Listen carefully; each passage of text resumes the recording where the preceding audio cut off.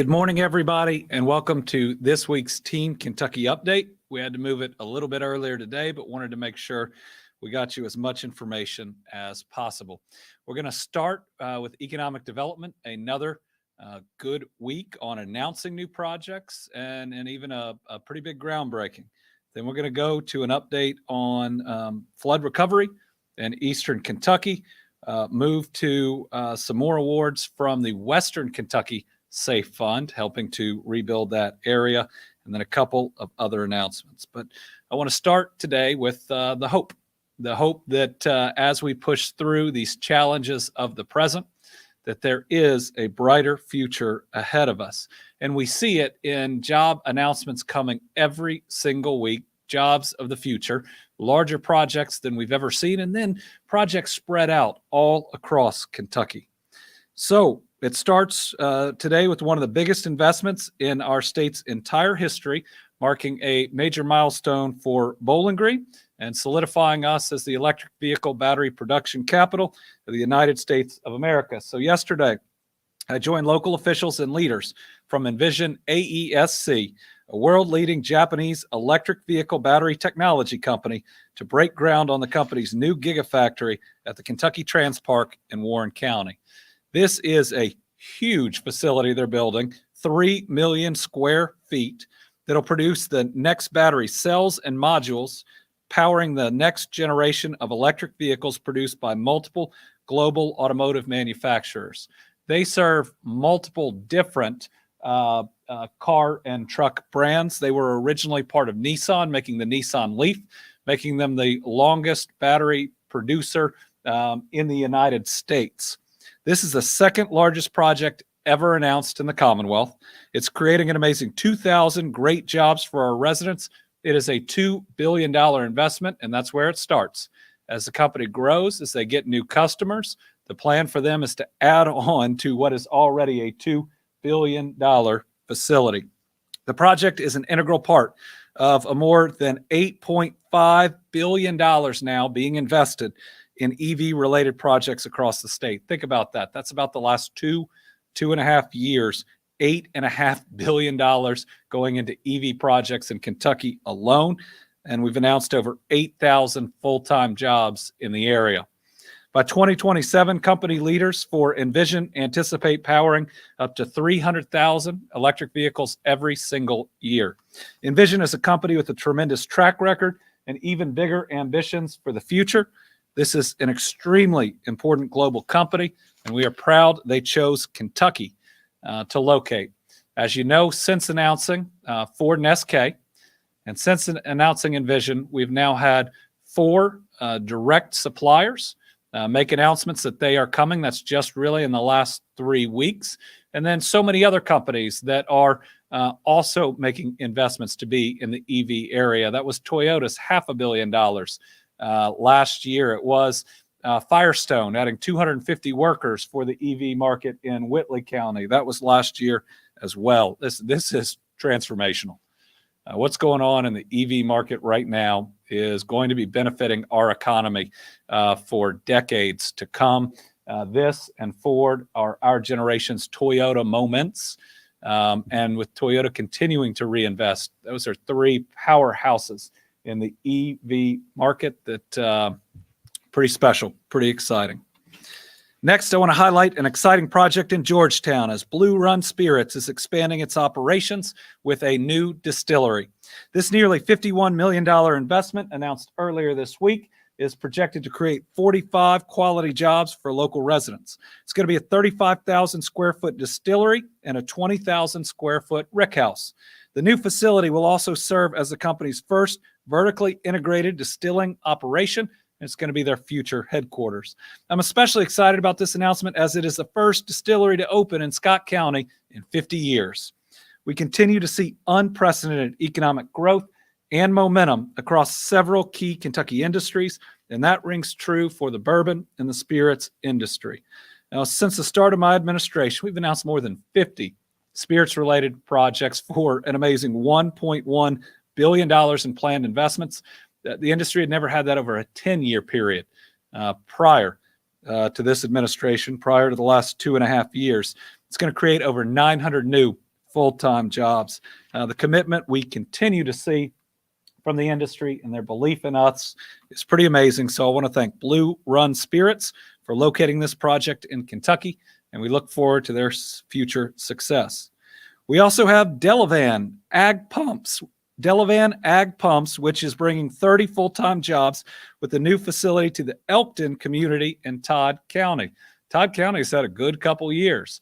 It is 2 Novellus facilities, which each one is the largest investment in the history of Todd County, and now Delavan. This $2.3 million project adds to our rapidly growing agri-tech industry and furthers our claim of being the agri-tech capital of the United States of America. Currently, agribusinesses related companies in Kentucky employ more than 20,000 people throughout our state. Since the start of our administration, $935 million in new investments, 2,000 new jobs for our residents. So this new Delavan operation, which is going to locate in the existing Marsh building on Main Street in Elkton, will house production and warehouse operations in support of their growing lawn and garden business. New jobs at the facility include management, engineering, and assembly positions, and operations expected to begin in the next 2 months. We continue to attract quality employers day in, day out, week in and week out. Specifically, Delavan leadership noted our ideal geographic location and the availability of a skilled workforce as decisive factors in their choice to locate in Kentucky. I want to thank Delavan for selecting the Commonwealth and for selecting Todd County. Finally, I'm excited to announce further commitment to Kentucky site selection and community readiness initiatives with the addition of a build-ready site in Pulaski County. The new site in the Somerset Paducah Economic Development Authority Commerce Park will include a 100,000 square foot building pad on 22 acres for industrial use. This site will help attract a quality company to the region. And let me tell you, even when we just announce these things, before they're not even installed, we start getting calls. Speed to market is what Kentucky sells. It's what businesses are looking for. If we can get them in operation months before anybody else, the profits they make, the advantage they get in their industry is significant. Our Build Ready program continues to play a critical role as we stay proactive in making Kentucky a destination for companies. And remember, it's decades of investment at that Glendale site that led to our largest investment ever with Ford and SK. This is us investing dollars so everybody else can have their Glendale too. So we can make sure that these jobs are announced all over Kentucky, which is what we've seen, more geographic diversity in jobs announcements than any of us can ever remember. So thank you to the Somerset Pulaski Economic Development Authority and state officials for establishing this new build-ready site. It won't be long until it's filled. All right, let's turn to our most recent update on flooding in eastern Kentucky. Remember, we see 3 major phases. There's the emergency phase, the stabilization phase, and ultimately the full rebuilding phase. On the emergency phase, still 39 fatalities, 8 in Breathitt, 2 in Clay, 19 in Knott, including those 4 children, 3 in Letcher, 7 in Perry. The search continues for the 2 missing women in Breathitt County, both from the Lost Creek community. A lot of folks were out there working real hard this weekend. There is not a lot of hope, but we hope to be able to bring closure for those families. Local organizations, including state parks, churches, and schools, are providing still some emergency shelter. The Red Cross is operating 1. 2 others are being operated by partners. 349 people are sheltering in our lodges at Jenny Wiley State Resort Park, Buckhorn State Resort Park, and Carr Creek State Park.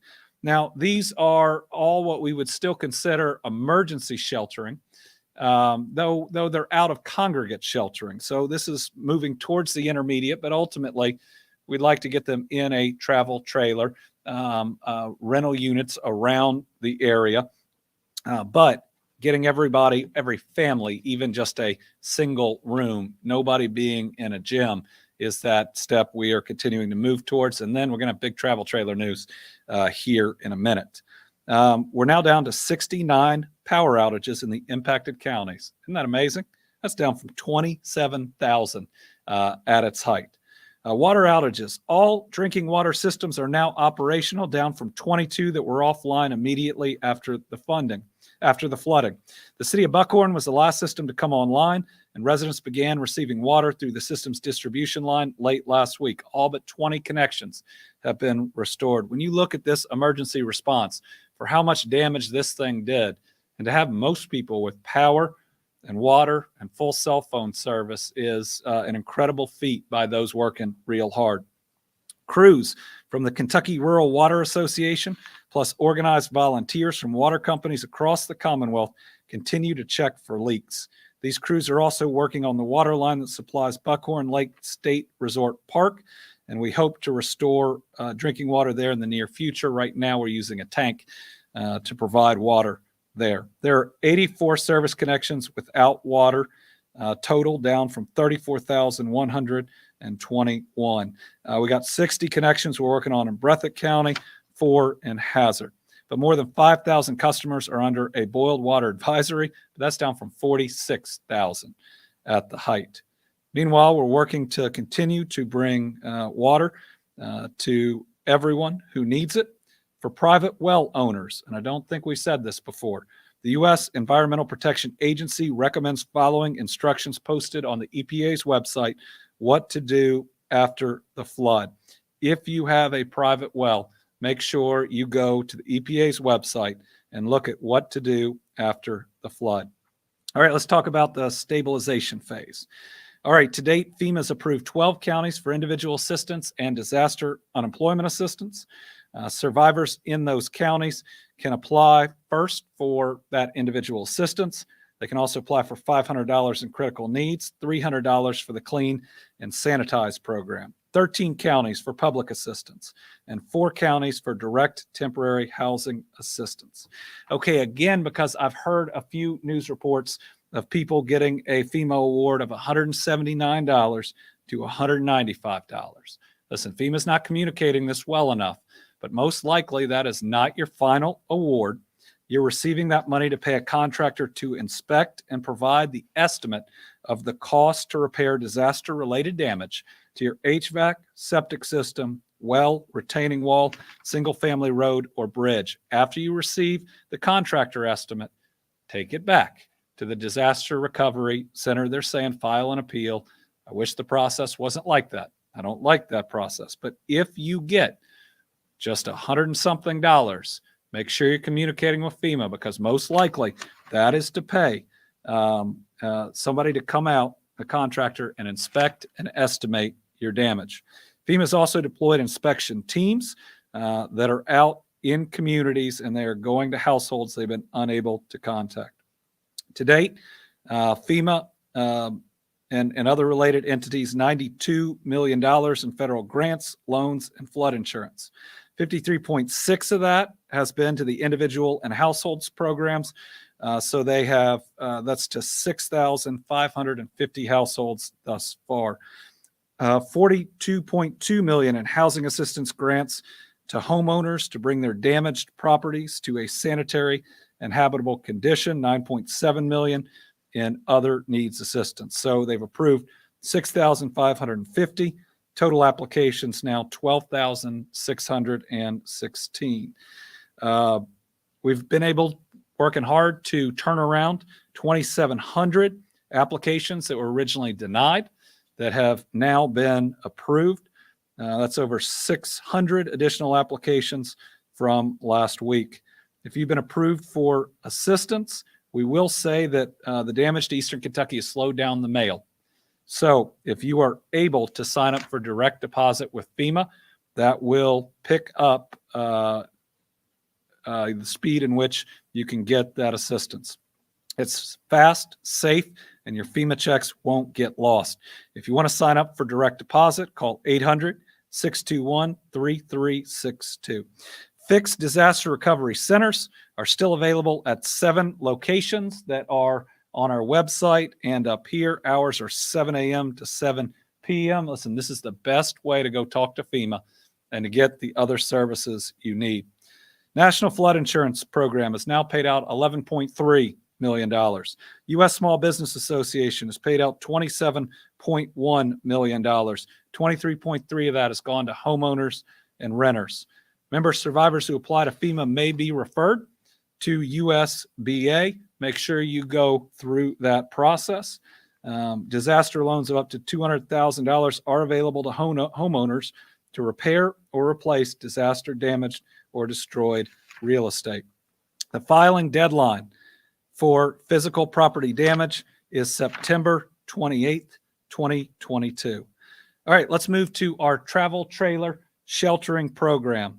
As of August 30th, we've moved 289 individuals into what is now 119 travel trailers that are on site through our Commonwealth sheltering program. As you can see, since the last time we put this up, since yesterday, I think when we published it, but just since yesterday, 2 more in Breathitt County over the weekend, and certainly up to now, 22 since last Thursday have been added to the Perry County site. Today's news is 88 additional travel trailers are on the way and should reach Eastern Kentucky by Saturday. If you think we have 119 right now and 88 are on the way, this is a very significant increase. 23 of those have been purchased directly by the state. They'll likely get there by Friday. And 65 are coming from an announcement that we're going to have in just a minute. We'll continue to transition as we get more on-site trailers ready to be occupied. But let me say the limiting factor is now not our access to trailers. It's safe locations with the hookups of water and power that are needed, and then getting the work to get them ready to be occupied. It's more than just pulling them into the location. You have to hook them up to utilities. You have to do an inspection. That's what makes them safe. Media reports, again, and rumors have inaccurately stated there's a 60-day or a 90-day limit to staying in here. Now, we have a program where we check in on everybody every 30 days. It's ultimately required for us to do this program to transition this housing to FEMA, which will let people stay longer. That's checking on you. That's making sure you have the things that you need. That's being able to provide wraparound services. So you'll meet with somebody every 30 days, but no, there is not a 60 or a 90-day limit. So those other 65 travel trailers and many more to come from this announcement. I'm very proud to join a friend of mine, Governor John Bell Edwards, in announcing an agreement where the state of Louisiana is donating up to 300 travel trailers that were originally acquired to aid Hurricane Ida survivors to shelter Eastern Kentucky flood victims. This week, the Commonwealth is moving the first 65 trailers from Louisiana to Letcher and Floyd counties.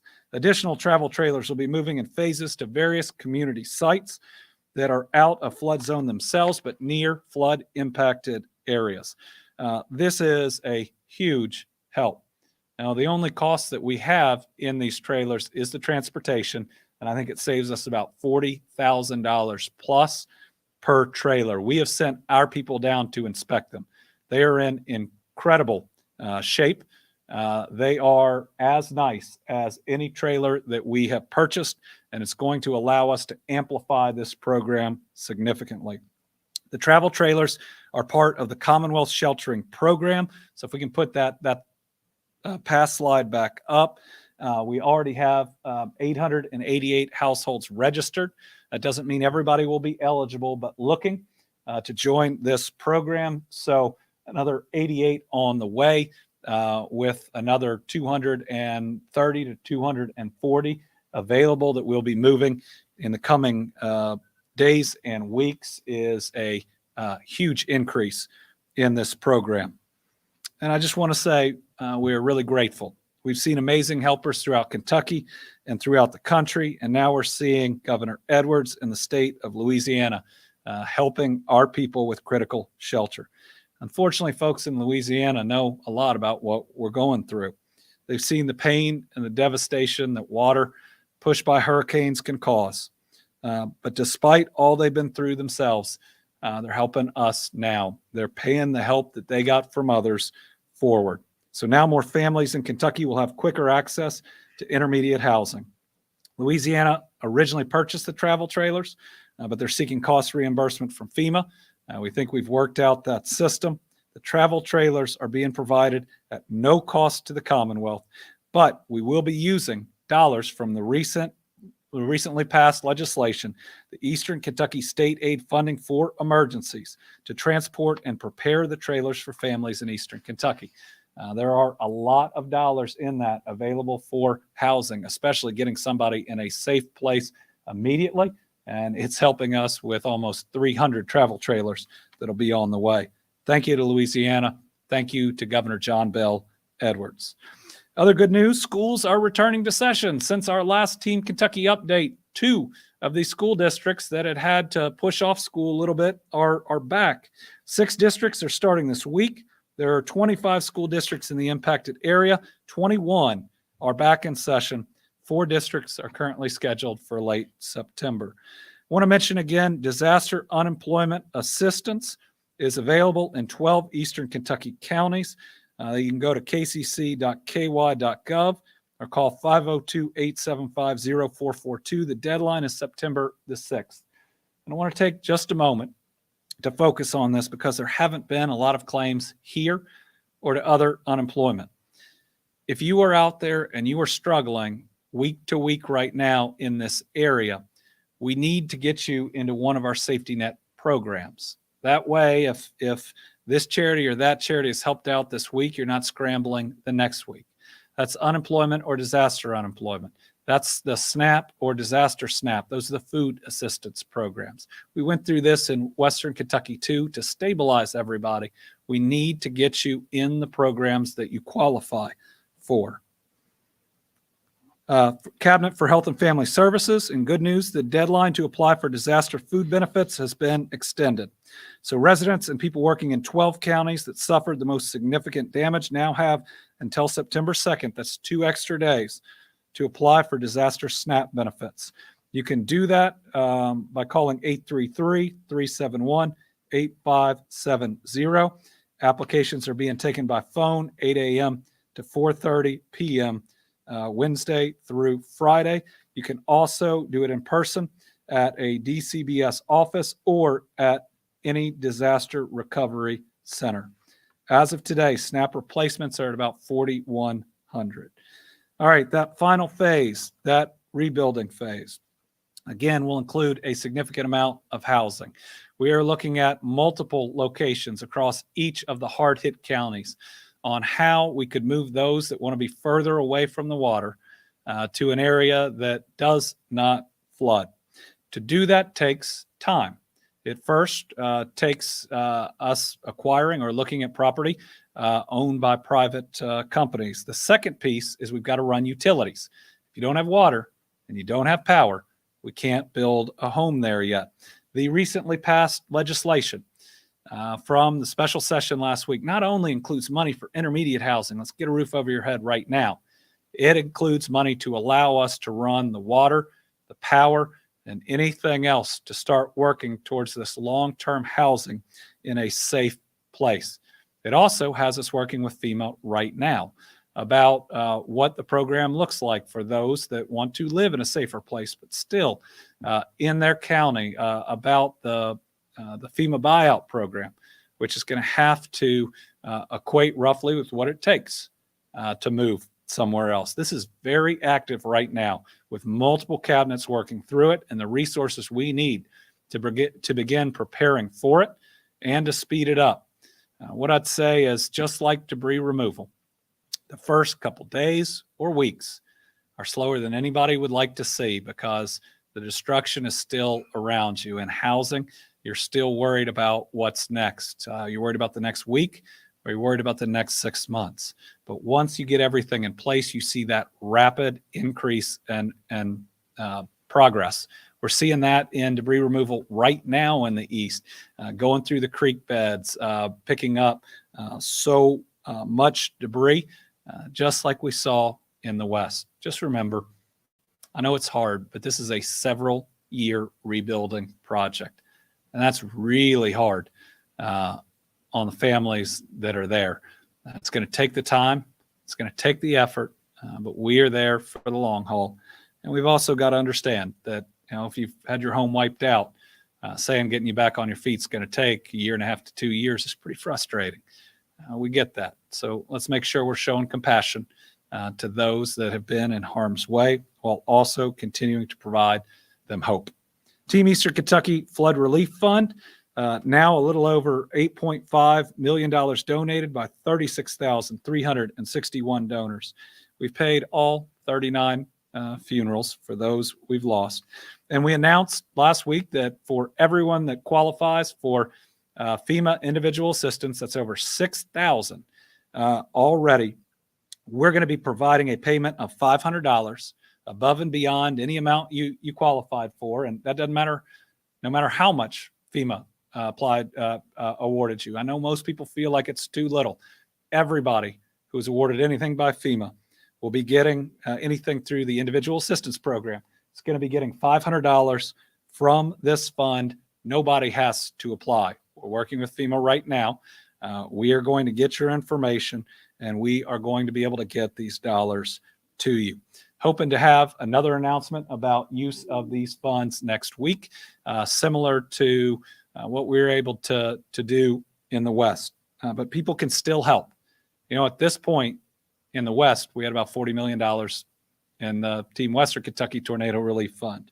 We're at about $8.7 million in the Eastern Kentucky Fund. Remember, this is the only fund that is fully transparent, subject to open records, that will have legislative oversight, and other than credit card processing fees, zero administrative fees.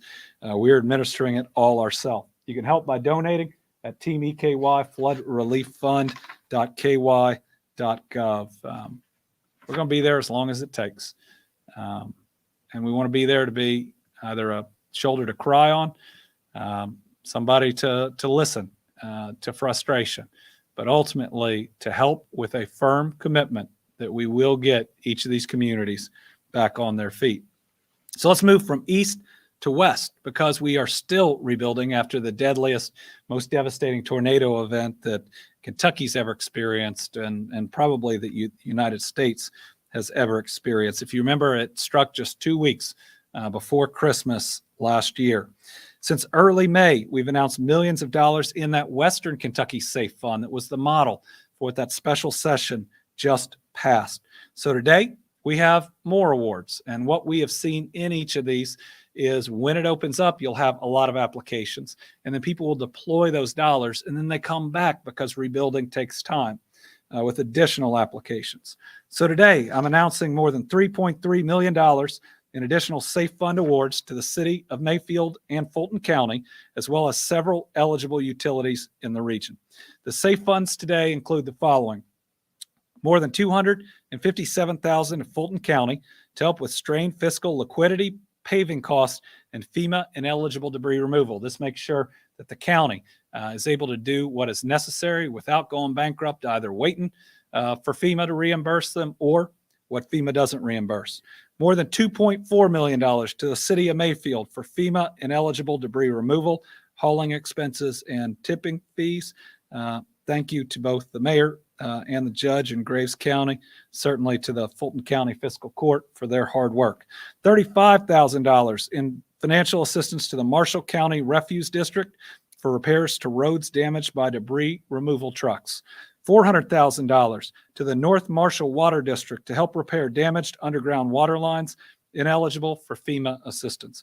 $110,000 to the Princeton Electric Plant Board in local FEMA match funds and financial assistance for interest due on loans taken to ease strained financial liquidity. And nearly $90,000 for Salt River RECC to cover FEMA ineligible expenses for the replacement of utility poles, lines, and equipment, as well as personnel costs associated with the emergency response. All of these prevent ultimate increases on our families. They prevent our counties and our cities from going bankrupt and having to look at their taxation, which people couldn't afford anymore right now. It prevents rate increases from the utilities that have had a lot of damage. And I just want to take a minute to acknowledge our brave utility service men and women who worked around the clock in both the West and the East to get that power back on. We are now and will continue to be with each and every one of these communities from Mayfield to Martin County and everywhere in between. And we will continue on that full rebuilding effort. But I think the West shows us that it does take some time. So if you remember, in Western Kentucky, we announced out of the Team Western Kentucky Tornado Relief Fund $16 million that's going to fund 300 homes built by 3 nonprofits. We're currently with 25 of those 300, 25 houses either fully built or under construction, 19 under construction, 6 fully built.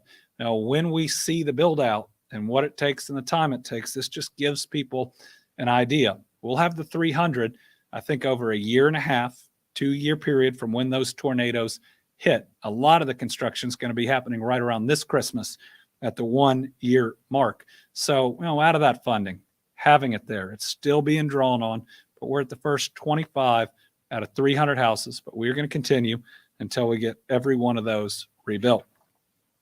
I have an update on the Team Kentucky Nonprofit Assistance Fund. Kentuckians rely on nonprofits to provide families with advocacy and aid during our hardest times, as well as to push our state forward. During the pandemic, many nonprofits had to close or reduce services. So to help with recovery, Kentucky nonprofits can now apply for assistance from this fund up to $100,000 per eligible organization through the $75 million Team Kentucky Nonprofit Fund. These are federal ARPA dollars allocated by the 2022 General Assembly. I want to thank them for their commitment to nonprofits. To date, 750 applications received, requesting more than $50 million. I'm happy to introduce the very first group receiving one of these grants. It's Natalie Harris, Executive Director of the Coalition for the Homeless in Louisville, the first recipient from the fund. The mission of the Coalition for the Homeless is to prevent and end homelessness in Louisville. Natalie provided this short video. Hello, the Coalition for the Homeless and our member agencies would like to thank Governor Beshear and our state legislature for making funds available to nonprofits. We're particularly thankful that the help was provided for local shelters throughout Kentucky. These agencies worked tirelessly during COVID to keep people safe. They kept going to work, they kept shelters open, they got people into housing, and that work needs to continue. These funds will make that possible by allowing agencies to be able to pay their staff to keep the agencies staffed during these difficult times. We will particularly be using the funds here at the Coalition for the Homeless to get people off the streets by paying deposits and furniture and getting them housed. Thank you again for this opportunity. We hope that this will help make nonprofits strong in our state. Thank you so much. Money is still available in the fund. Nonprofits can apply at Team KY, nonprofitfund.ky.gov. Application deadline is October the 1st. Next, Kentucky Rural Infrastructure Improvement Grants. Ensuring that individuals and businesses have reliable, high-speed internet access is critical to the future of this state. As governor, I'm committed to ensuring that high-speed internet access becomes a reality across our Commonwealth. We got to hook up every home and every business. In June, I announced the largest public investment in expanding internet access in our state's history, $89.6 million under our Better Internet program, which is going to bring internet to 34,000 homes that have never had it.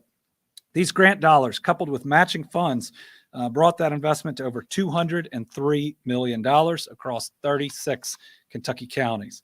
And beginning tomorrow, we'll further advance our commitment to bringing high-speed internet access to unserved areas by making available another $20 million in Kentucky Rural Infrastructure Improvement Fund grants to assist providers with the cost of utility pole replacements necessary to support broadband expansion.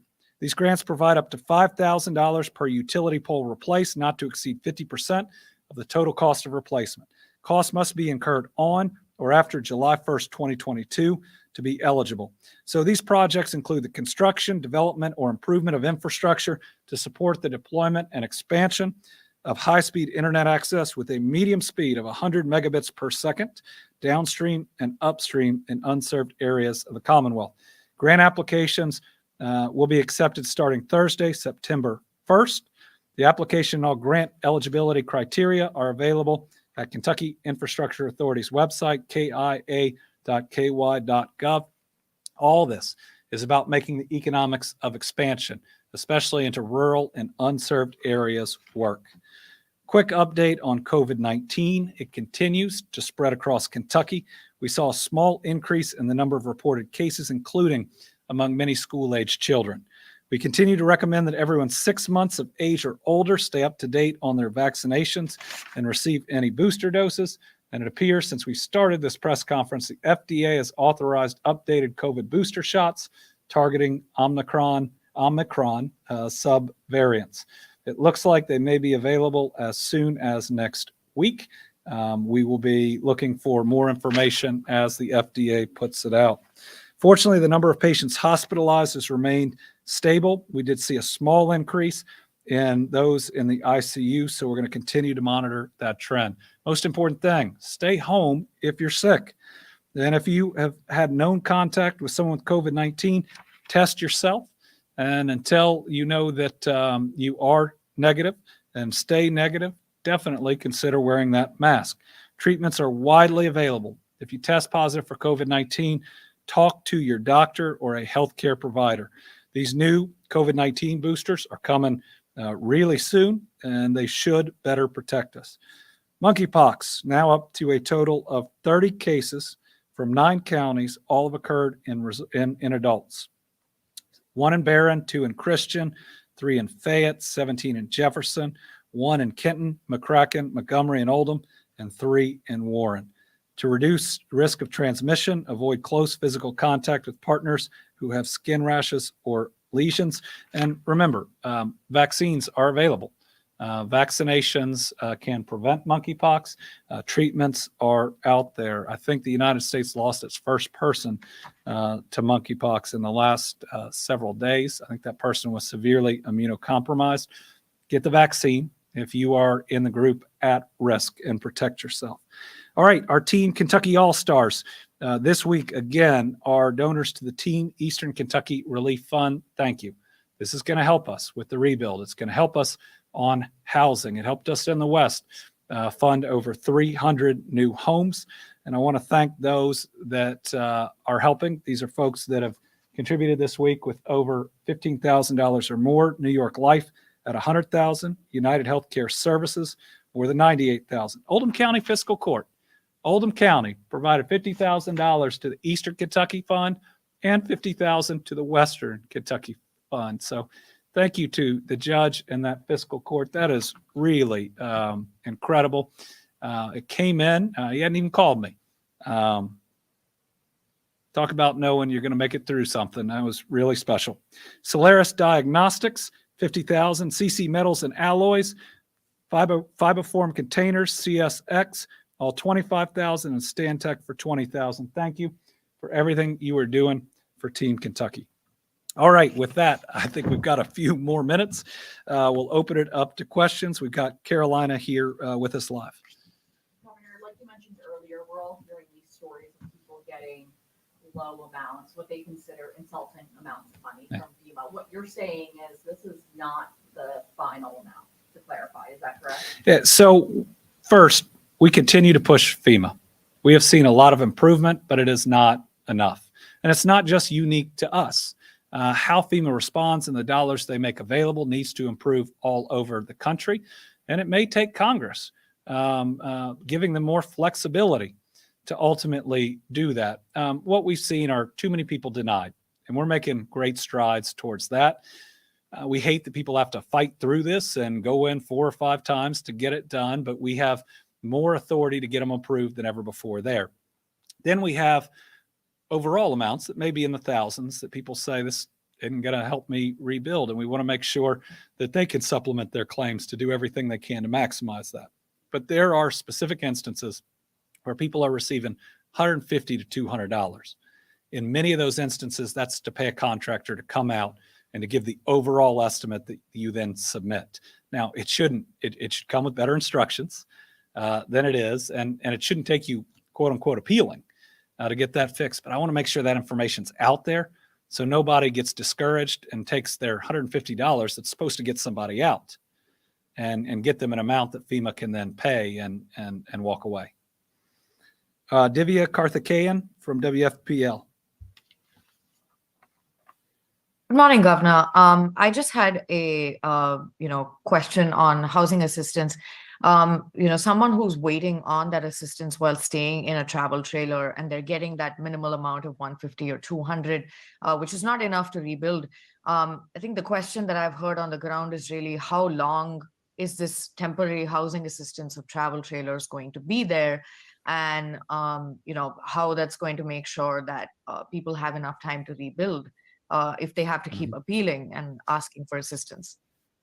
Right. So I'm committed to making sure that that intermediate housing, and that could be travel trailers, but FEMA has a housing assistance program that's going to be coming online too. There are more rentals in the area than people think, even though there aren't a lot. And we see that in every single one of these. We're going to have this housing as long as it takes. I think we still have 68 travel trailers filled in Western Kentucky. And that's 8 months after those tornadoes hit. We do need to check in on you every 30 days. We want to make sure that we remain FEMA eligible. We also want to make sure that we're getting people the services they need and answering the questions. So listen, we are in this for the long haul. We've still got a ton of people in our state parks, and we're going to make sure we take care of them too. We just turned down a program that would have pushed people out too fast. We're not going to do that. These are our families. So anybody in a travel trailer right now, they should take it from me. They're okay. All right. We're gonna make sure they've got that place for the months or even the years that it takes to ultimately get them in permanent housing. Tom Latek, Kentucky Today. Thank you, Governor, and good morning to you, sir. I noticed that you extended the state of emergency through the end of the year, but it's also in areas that are well beyond where the flooding was. Louisville, Lexington, Frankfort, Paducah, places like that. Can you explain the entire process and why those areas are now included? Yes, those areas are included so that they can be eligible for funds, emergency funds, and or potentially FEMA reimbursement for the services they provide. I mean, we've had, I was in Fleming Neon, and we had police officers from St. Matthews that were down there. Still, people sending their water folks from their utilities down to help. Getting all of those counties to extend the state of emergency will help us try to cover as much of their costs as possible, or that they can get reimbursed for those. It just helps us respond better and make sure when we're asking for help, we put those other counties in the best position to qualify for any federal reimbursement that's out there. Debbie Yetter, Courier-Journal. Good morning.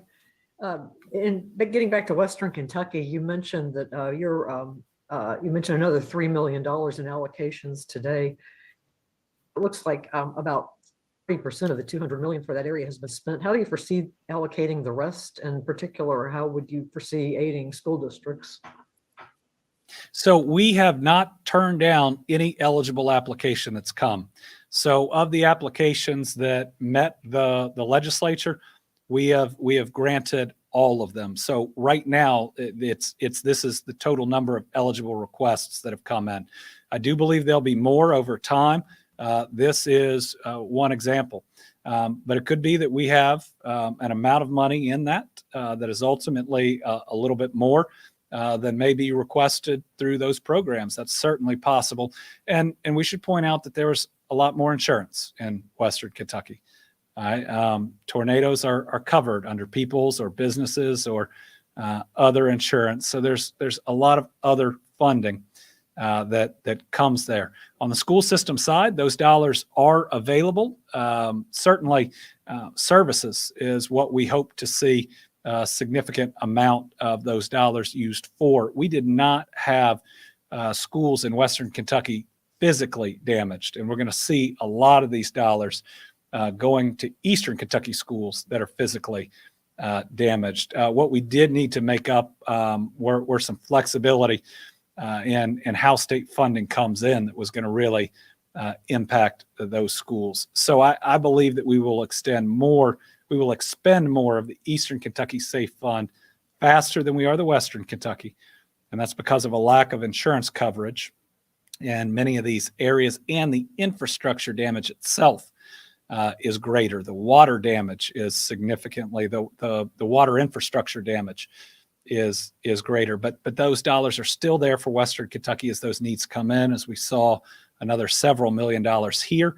And some of these areas are still waiting to determine if something is reimbursable from FEMA, and when it's not, it can be used from that too. I will say I think the Western Kentucky Safe Fund has gone well. We've gotten dollars out quickly. We've been able to say yes to everything eligible, and it creates a good template for Eastern Kentucky. Eastern Kentucky, the application's already out to the counties and the groups. I know that they are filling those out now. All right, finally, Melissa Patrick, Kentucky Health News. Hi, Governor. So as you know, today's Overdose Awareness Month day in Kentucky and internationally, and we still have 57 counties that don't have syringe exchange programs, and about 20 of those counties are considered most vulnerable among injection drug users for infection. Can you talk a little bit about how important these programs are to decreasing overdoses in Kentucky, and whether you think these 57 counties need to move forward with adding one to their county? As Attorney General, I fought the opioid epidemic every single day, and the level of addiction out there is concerning, and especially with all of the fentanyl and all the types of fentanyls that are out there, it is as deadly as it's ever been. Listen, I've not only gone after opioid companies, invested in treatments, worked with law enforcement. I personally pulled an overdosing man from a car and watched him stop breathing in a street in downtown Lexington. I believe in syringe exchange programs, or call them needle exchange programs. They work. It's an opportunity to keep somebody safer from not just helping someone with addiction, but it prevents us from addiction and hepatitis and AIDS.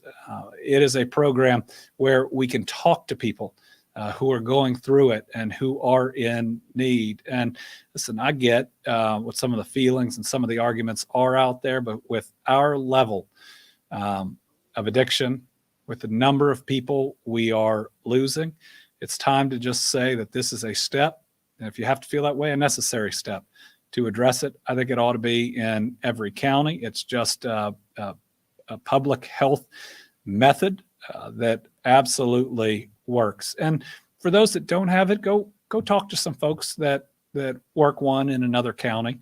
It's pretty amazing to see these folks as people walk up to exchange needles, talking to them, trying to establish a relationship. Talk to them about the success stories, because that's somebody's child or somebody's parent. These are good programs. All right, we'll be back next week. Thank y'all.